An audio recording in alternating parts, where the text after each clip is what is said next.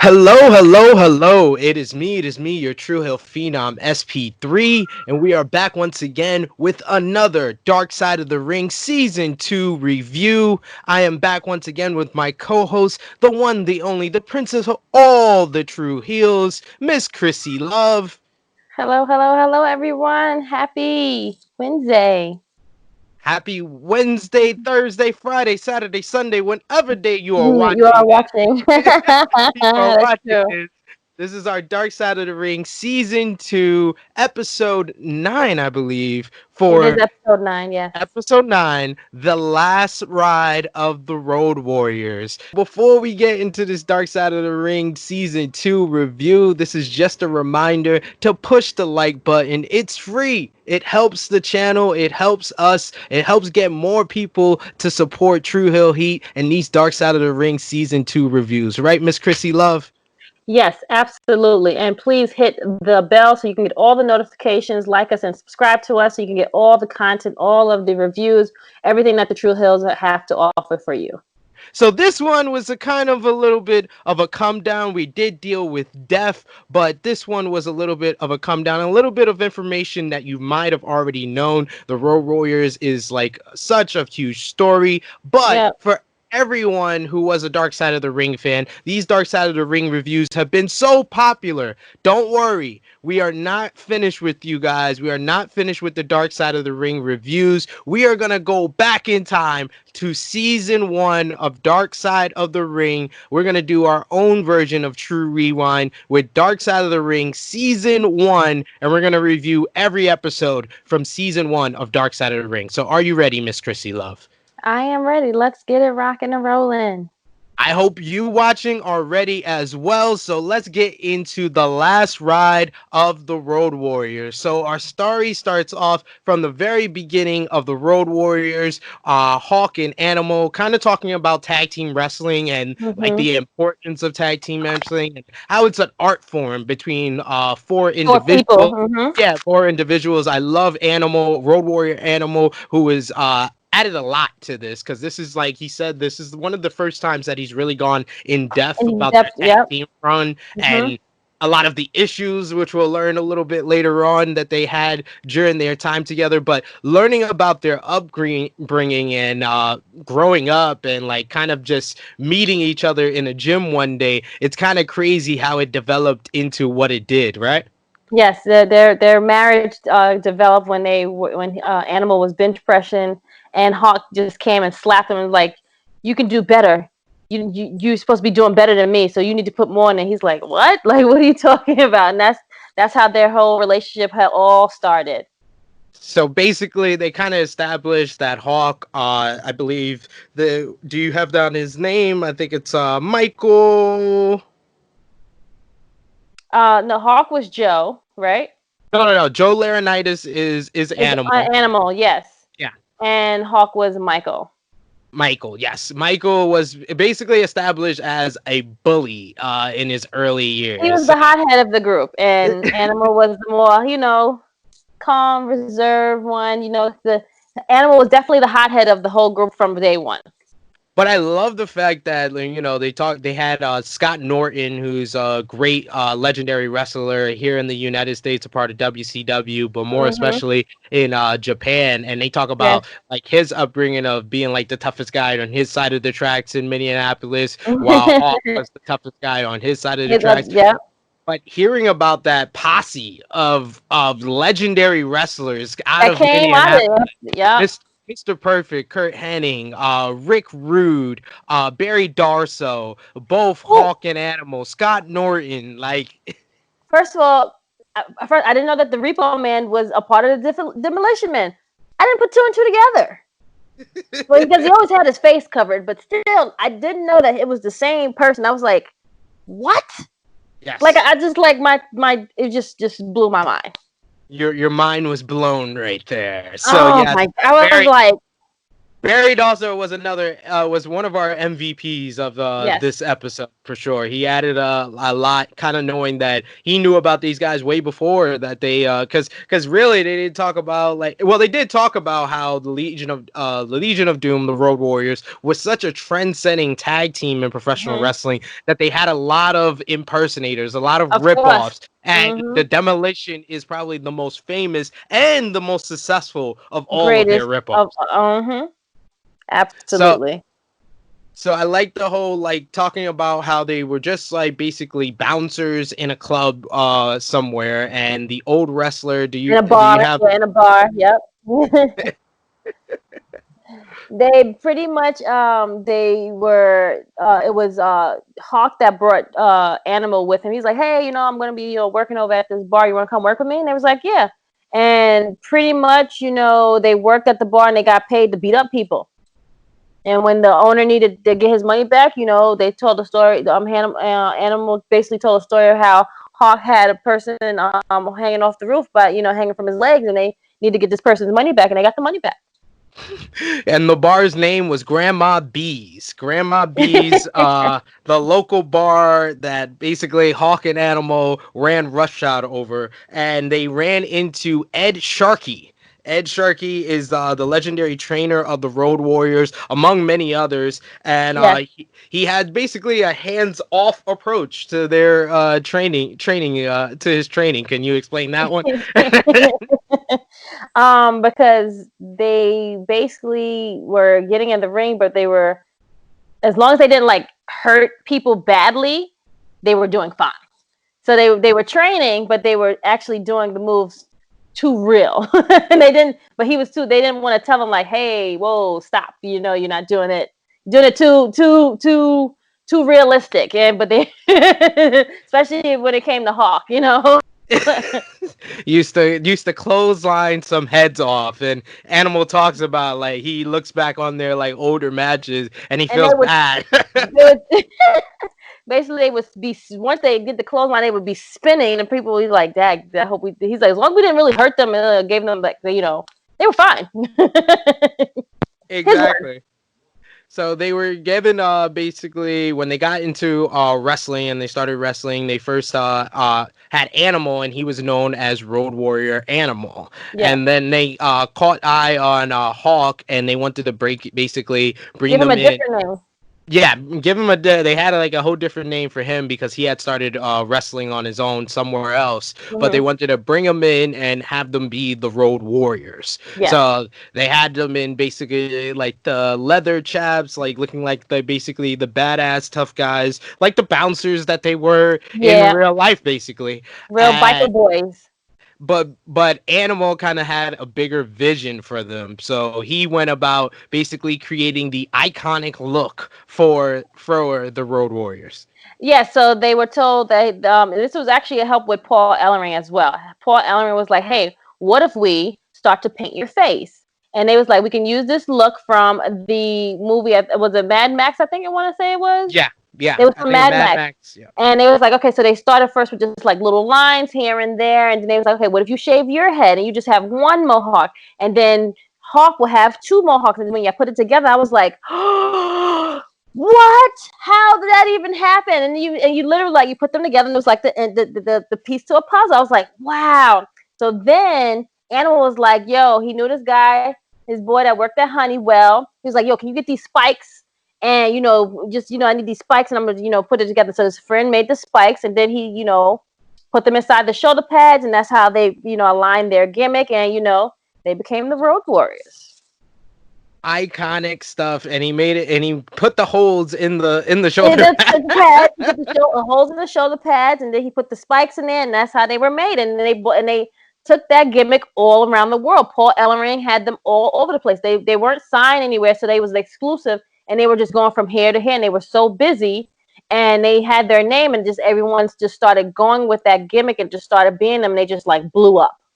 I just want to say the MVP of not only this documentary, this episode, but the MVP of the Road Warriors' legendary career is Paul Ellering. Ellering, Paul yeah. Ellering made them bigger than they could because he wasn't only their manager on camera, he was their manager off Off camera, camera, and yep. basically pushed their career and didn't, and like he said on the documentary, he didn't let the promoters dictate where they were going to go as a tag team, that he Yep. knew that they could be bigger stars, and he got them so big to the point that today if someone comes out and they have a roar of a pop, they call it the Road Warrior pop. Korea, That's how big they got, because they used to just really they just used to beat the crap out of a lot of tag teams, and they just became big off of that and became such big bad guys that they eventually started feeling with the Koloffs, and a legendary feud, a lot of Russian chain matches, as they He said. said he wasn't even Russian.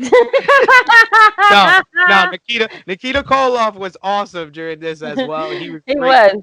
contributor to this episode. But yes, he was not Russian. He's not Russian. He never was Russian. He never was Russian. Sorry to tell you, he didn't change. But I just love his contribution, kind of being one of their legendary like opponents in their career. Mm-hmm.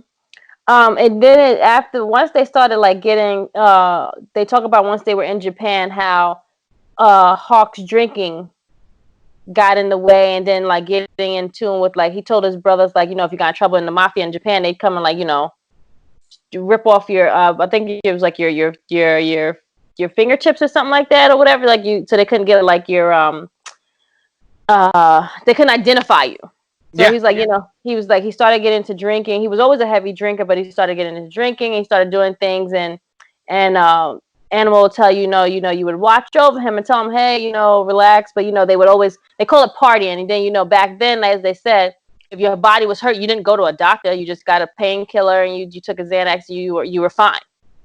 And it was also a lot of the injuries and everything that's a part of professional wrestling is one of the main reasons why they had to like deal with a lot of the drugs and the alcohol use. So they talk about that. They talk about a legendary match. They had a scaffold match with I think it was the Midnight Express. Yep, yes, the yes, Midnight yes, Express. And Hawk wrestled the whole match with a broken foot.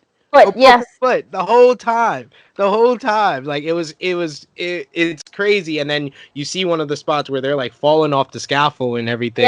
Yes. So you can only imagine the amount of alcohol and painkillers in his system. Yep, definitely. So this is around the 1986 point. They do talk about like a lot of their time in like Japan, how Paul Ellering did not let them like really stay in any type of like territory at the time for a long enough time. He really like put them in Japan, he put them in Georgia, he put them in the Carolinas. So everywhere they were big because they weren't there for that much time. And the desire to see them again became bigger because they can go around all those territories. Yep. But then, of course, that they're working to get to the big time. And of course, who is the big time? Vince McMahon and WWE. They talk about like WWE is all about like going to like the big time, but it's like they're in college and they're like trying to get drafted to like the big time, which is like the big professional place, which is WWE, WWF. But it always comes with the price. It seems like that's been the biggest theme of season 2. Like, this doesn't have a lot of the murder that a lot of the other episodes have dealt with and cover-ups and everything like that, but it always seems to be that WWE or WWF, with success comes a price, whether and even with the Brawl, and that's a similar theme with the Brawl for All episode. Park Gunn got the success of a shoot fight tournament, and then got the burial that was WrestleMania 15. So any type of success in WWE comes with a price, whether it's on camera or off camera. And Hawk and Animal would become the latest victim that they talk about on this episode. They talk about how that they came into WWE. Vince, of course, couldn't make money off of the Road Warriors name, and of course he just brought in Kerry Von Erich, known as the modern day Warrior, Texas Tornado. We had the Ultimate Warrior. So he So couldn't all go these with the rogue. warrior names, yeah. So he had to change the name. So they came up with Hawk. Hawk said, "Well, why don't we be the Legion of Doom?" And that's from watching He-Man. What? Are you kidding me?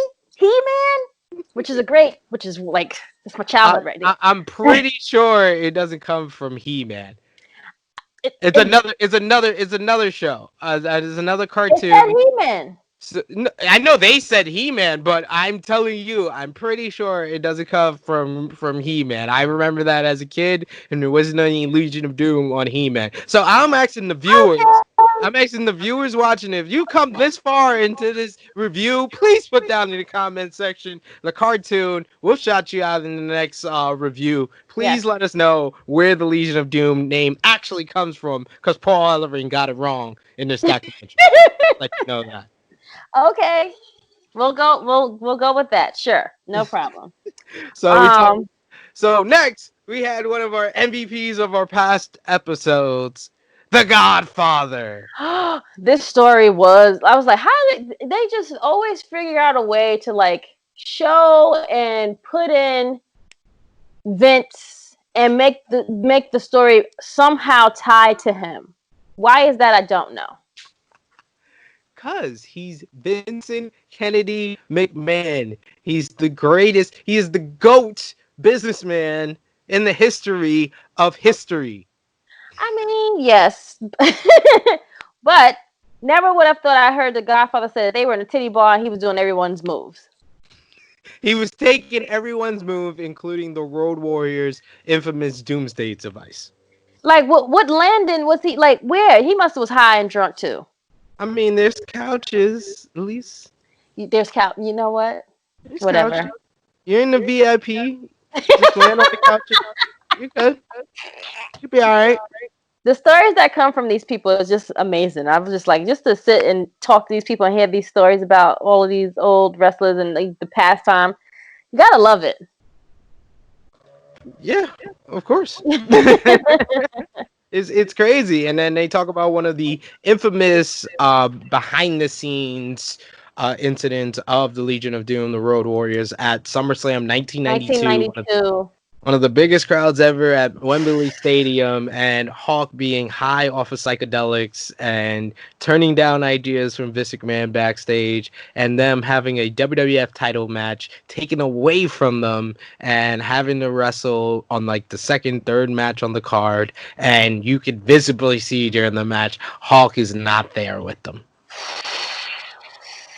And of course, as a kid, you don't recognize it. You don't really see that.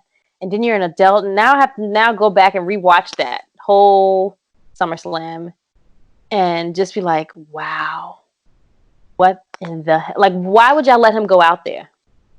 Well, SummerSlam 1992, for being one of the more legendary pay-per-views, this is now two confirmations that two of the highest profile legendary stars that were on this show were high or had been doing drugs in the days prior to SummerSlam 1992. It's Road Warrior Hawk and the British Bulldog, who was in the main event of the night. See what I'm saying? See what I'm saying? Damn Vince, yo. So yes, he was plastered off Placidels. I think they said. Yeah, I think it was Yeah. like Placidels, and he was in no shape to perform. They were supposed to do the Doomsday device, but Hawk, yeah, couldn't go off the top rope. And you can see like DiBiase trying to like work around it and work with him, and like they can all see that he's clearly not there. He's clearly like you got to like, work around him and do these things. He's just like, what? And like, how did he even go down there in a motorcycle? Like, I, like I don't know how he didn't crash, how that didn't wind up worse than it did. They talk about how basically Hulk was suspended after this incident and would be suspended for 3 months. And of course, Animal was hot at him, but Animal was never the type to kind of show that to anybody. He wanted to finish business and finish up his dates, but Hulk had other plans. He basically no-showed the next TV taping and he called called Vince's secretary and told him that he was quitting. and he went to Japan and got a new partner and did the whole gimmick over there. the Power Warrior, Kenzuki Sasaki, Kenzu Sasaki. Oh man, the knockoff Legion of Doom in Japan. Like what? How could what are you doing? Like how could you do that to your own friend? Like your people's like, and he's still getting high, still doing all these things, and just bad, just He horrible. he walked off from a head-on collision with an 18-wheeler while not wearing a seatbelt as well. He also contracted hepatitis C, See, yep. and finally, that kind of seemed like that was the shakeup that he needed until he was cured, and the doctor told him he would go do stuff again. Hawk, And mind you, uh, Animal is injured at this time as well. yes, but Hawk took go do stuff again as go do drugs and partying again. uh, just like horrible. Just I don't get it. Like, where are your friends at this time? Like, who are the people that was around him? Like, just anywho, I don't know. Just it Yes, just and there was a lot of holes around this time of the it story, and was it did. I was a little like it was a little bit drawing because they kind of jumped from like their time in 1992 and leaving the company, and then I think that footage from Japan was around like the 1992 1993 time, and then they did take some time in WCW for about a year, maybe a year and a half. And then they went to WWF around 1997, but they 7, yeah. skipped all the way to around, I think this is 1998, 1999, when Draws was introduced as a third member of the Legion of Doom in WWE after they re-signed with a couple of insurance policies. Of course, Vince being Yep. the smart businessman that he is. And they have Draws here to kind of talk about how it was to work with like his Hmm. idols, Hmm. and that he felt like he had a great run with them. Right. I actually forgot all about this actual run, to be honest. Not saying that Well, it was a great run, but you know. the better forgotten about, especially these last couple of months that LOD had, and they talk about, of course, the infamous angle about Hawk acting drunk, and the idea that Draws was trying to separate them. Yeah, Paul Ellery said it was heartbreaking, but that's wrestling. Well, now that's Vince for you, using your own foolishness and your own weaknesses against you. That's Vince, not wrestling. That's Vince. exactly. Like I understand art imitating or life imitating art or art imitating life, however you want to put it. But there's a But line you don't cross. it, When someone is really dealing with an issue or a problem like that, I don't think it's the time to make an angle about it. I agree. I definitely said Vince using Hawk's issue as a storyline is just like, really, like, it just shows like he like, you'll do anything to make your money, but like no one was drawn into it, no one liked it anyway. Like that's probably why I forgot all about it, to be honest, because no one really cared about the whole storyline. Like you knew them as one of the greatest tag teams in professional wrestling, and for you to use his weaknesses, like, that it's a sickness. It's something that, it's something that's really really bad that you have to, like, overcome, and you use that in the storyline. Is like, shame on you. I mean, Draz got to be a part of something like that was, fantastic, but that run, that I don't define their run from that. You know what I'm saying? I don't define them as that. And it's just sad that you would use this person's story, his weakness in your story to make bucks. But I think when Paul Ellering said that's wrestling, you're exactly right. He meant that's Vince for you. That's exactly, like, that's not wrestling. That's Vince for you. Like, I mean, maybe he couldn't say it. I don't know. I don't know when they taped this or whatever, but it's just like, come on. It put a bad taste in my mouth yet again. Ugh. So they talk about how Animal felt uncomfortable about the entire angle, and they decided Mhm. to leave WWE again. And then they were working in Australia, and before they had a match that night. Hawk was found passed out before a show. He was high on coke and muscle relaxers, Lectures and for 2 days, and his heart just couldn't just. They were in Australia, and he was like, you could get Xanax over the counter, and you could just get all types of things. He was partying and everything, and just so happened he was like, "Hey, what's going on?" And he didn't even know that it was his own partner that was there, and he was like, his heart was just took so much. It's surprised that he overcame that. exactly. But Hawk did not want to die in Australia, Right. and he he had called him up, and he's like, "Can you get me out of here? I can't die here." So he, signed him out against doctor's orders, and they flew back to Tampa. He's like, once we get back home, that's it. You're on your own. But but that's hey, not, how it all, the same dude, what's his name, Koloff, called yes, him for a conference and said, "Hey, why don't you come over?" And he was like, "Well, can I bring, Hawk with me?" Always, looking out for his friend. And, good thing he did good thing he did bring with him, because, that changed him for the better of good. He changed over his life. He got baptized, he changed over his life. He gave his life to Christ. He met his wife, and it was beautiful. his wife Gail, and he basically became a different person who put his family Yeah. first. He was moving, but then he was moving furniture out of his house and told his wife that he needed to lie down as he wasn't feeling well. And then Animal got the call that Hawk had died at the age of 46. He said Yeah. that it wasn't a OD, it was Overdue. overdose. But his heart just stopped from years of wrestling as well as the drugs and alcohol. Ellering got the call from Animal, and you could see he was still shaken by it. Yeah. And he still had the black van when he first met them and knew he had to drive it to Tampa for the funeral. And he So that drove was 55 great. miles an hour, and he got down there, and he said he had to get some spray paint to, get all the rust. And you could tell, like, it still, like, hurts him till this day. Like, like, I think he looked at them like as like his sons or whatever, and like it just, at a time where he would, like, take care of them, and they did so much things in that van where he had no choice but to, take him down. And he even said some words that he said in his eulogy, which was beautiful.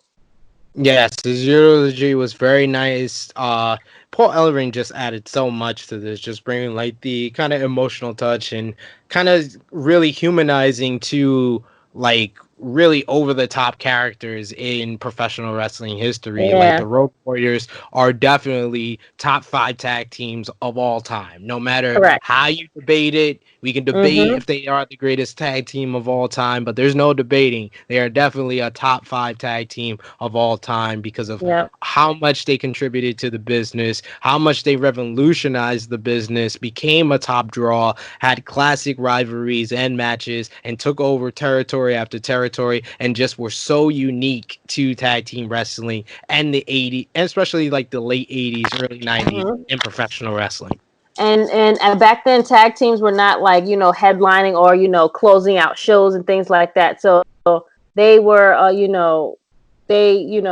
were trendsetters for this whole tag team, thing. As he said, it's a dance between four people. It's a story that, four people choreograph and, put on for you guys to entertain you. So this was something that was not happening, and, they just, were the ones that did it. Yes. I just loved how like Animal really like talked about his bond and his friendship, his connection, and his brotherhood really with Hawk. Like he knew him for over half of his In life. life, Like yep. they fought like brothers, and then but he said 99% of the time it was great, and that was nice, and it felt like he got a lot of like closure on everything Uh-huh. with this piece, even though it's been a few years. It was in 2003, I think October of 2003 they had the funeral, so he was able to be there for that. But I kind of feel like he got like a little bit of finality to his closure right here. We kind of Yeah. talked about it in depth, but I just felt like this one was kind of a middle of the pack episode of Dark Side of the Ring. I said I do feel like it was a lot of good to this episode, but I felt like it breezed through too much. Like we said, like it was kind of glaring how much they like skipped from the time that Hawk got suspended in 1992 to coming back to WWE. Definitely.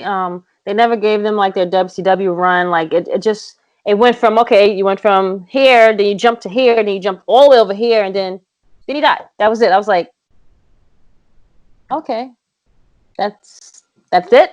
Like it wasn't like how all the episodes like flowed. It didn't. This one didn't flow very well. Yeah, I even feel like the early stages, like them, like they did a good lead up to kind of talking about the introduction of them together before wrestling, them Hmm. coming into the bar. Like they were very slow pace on that, and I felt like Yeah. everything from the point of them getting trained, them being a tag team, then them being a tag team coming up with their look, they kind of slowed that down a little bit, but then they skipped through like them being heels, them being baby faces. We already in the 80s, they're already stars. Like there was no like kind of flow to once they got to the wrestling portion, they didn't tell that story very well in my opinion. Right, because when they were having their fight with the Koloffs, he was like, "Yeah, we were supposed to be heels, but we were so over that were baby faces, and you didn't like transcend and like put those two together, and it just like okay, they go to on to the next part of the story. So it didn't it was a great story. I mean, most of it we did know, and some we didn't, but it didn't just flow effortless like some of the other episodes that we had. Yes. So, what's your final ranking before we get into the final episode of season 2? I would leave this at 9, to be honest. Leave it right in its place of where it is at because it didn't flow like the other episodes. I want to say so. I would leave it at number 9. Um. I would say this one is better than Brawl for All. I Oh, still okay. think Brawl for Yes, All. yes, yes, Brawl yes. for All. Overall was the yeah. That's at the bottom. You're right. That's okay. So we'll give it 8 then. I think Brawl for All is the bottom of the pack. Then comes yeah. Then I would pick this episode. Then Dino Bravo. Then Yeah. Herb Abrams. Then our uncles, New Jerome and Dr. D. Yep. New Jack for those uninformed who haven't watched our other reviews. Uncle Jerome is New Jack, Jack. Yep. and then we got the two murder cases of Jimmy Snuka, and I redid mine because I had Herb Abrams higher, but I rewatched it and I got him a little bit lower. But Okay. Jimmy Snuka is still number 2, and then Chris Benoit number 1. Well, Jimmy Snooker's gonna be replaced soon. You know that, right?